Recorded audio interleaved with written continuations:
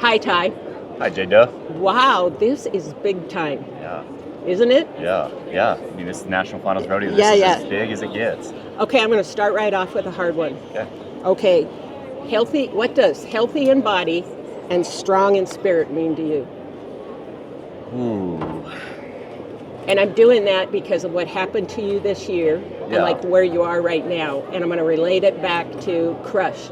So for you, For me, healthy in body, healthy in body to me, I guess, just means just a sound body, you know? Because I know, like, this year I've gone through some injuries, and it's the first time I've really had to experience that in my professional career, you know, having to deal with injuries, so I guess that's what I would mean with that. And then the second one, strong in spirit. Strong in spirit. I think that would relate that back to confidence, because I think in the world of rodeo, you have to have a short-term memory and you have to have confidence, or it's way harder to win out here. Right? Yeah. And it's a tough field out there, just watching what was happening with the stock that you have there, the steer you're drawing and everything like that. So back to Crush then, healthy in body, strong in spirit. What is it about him? Oh, well, like Crush, he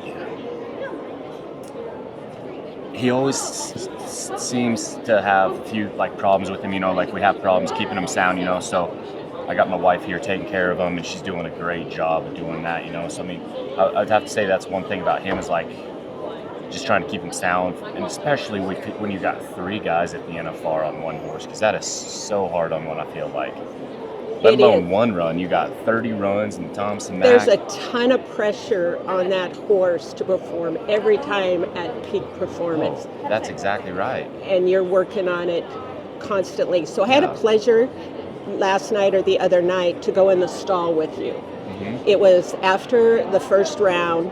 His sweat was dry, and there was a family a little bit in the stall with Crush, and I could feel him kind of like, what's going on here? It's like, I've done my job, what are you doing?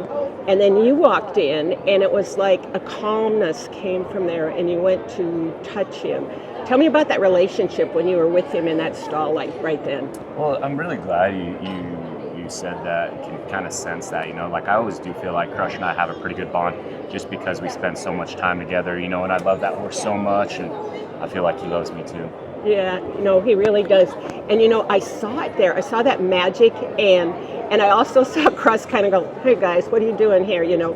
And you came in there and you did that, and it was like, this horse really responds to you, your tone of voice. You then went on to get him all prepped for night. They actually have a sheet of paper on the stall that somebody comes by during the night and checks the horses then and tells if they're standing, if they're eating, what they're doing with them.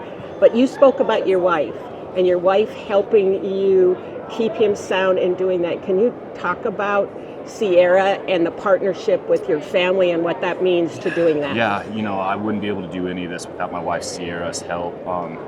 She's so great. She is the one that's out there every day taking care of him, getting him right, and making sure he's feeling the best he can for each performance. And then she's the one that is actually in back, warming him up, getting him ready for us, you know. And and I feel bad for her because I know she'd probably like to be up in the stands watching the rodeo, you know, but it's such a team effort here. And I mean, like I said, I wouldn't be able to do any of this without her. It really is a team effort from day one, and how Crush has kind of grown and really peaking right now with you at the NFR. 3 guys riding this horse. Can you tell us about the 3 guys that are, and a little bit about their styles, because it's each of you has a different style, and I'd like you to kind of break that down because that's an important part of Crush's story and the success that you're seeing in the arena right now. Yeah, and I mean, I think that attributes to, you know, how great of a horse he is too, because like you said, there's 3 of us riding at the National Finals Rodeo this year, and we all ride different, you know. I feel like I get along pretty well with my horse just because I trained him. I've rode him for so many years now. And then I rodeoed with JD Struckness this year, and he's the second guy on him, and he's another big guy. I think he rides a lot like me, and he fits Crush really, really well. And then our 3rd guy is Rowdy Parrott. He's a smaller guy, and sometimes I don't know if Crush even knows he's up there. He's so little, right? you know, but How Yeah. exciting for him. You were on the stage last night at the Go Round Buckle presentation. How'd that feel? Oh, great. If you're not going to be the one up there to win the go round, it makes me so happy to be up there with someone that was able to win the round on your horse. It makes my heart so happy being able to know that I train that horse and other guys are having success on that horse. It means a lot to me as a trainer. And to be able to trust your horse in that kind of situation and just go all out. That's what we're seeing, and that's what the fans in the stands are seeing too. That sense they're all cheering for you.